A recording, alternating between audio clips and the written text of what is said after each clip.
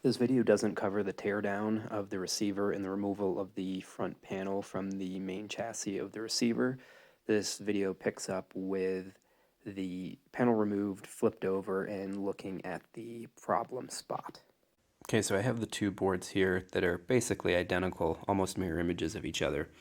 And if we go in and look, the power connector that comes in off the transformer are these, looks like 7 pins right here, and then we can see the labeling right beneath it. The first pin is the display voltage, or the power that comes in from the transformer to run the display. And it's listed at 37 AC volts, and I checked that, and that's what we're getting out of the transformer.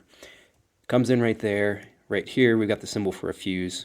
So that's a fuse, comes in here, distributed out through the rest of the board. This fuse shows continuity, so it's working. The problem board, right up here, has the same exact pin out and power where it comes in from the transformer, but they didn't put the fuse symbol right there. However, that is still a fuse, and that one is open. There's no continuity, so we have a blown fuse. You can see there's a diode right here. There's a few others on the board. I've checked all of those. Those are all working properly.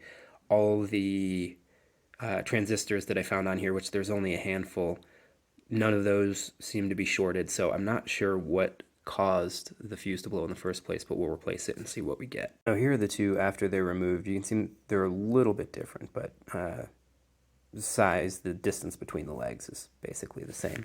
This is the problem one, and if we can see there, this one is rated at 100 milliamps.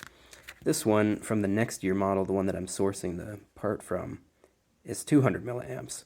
So just speculating, but I'm wondering if they had some problem with these, maybe blowing it prematurely or unwarranted, and decided to up it for the next year's model.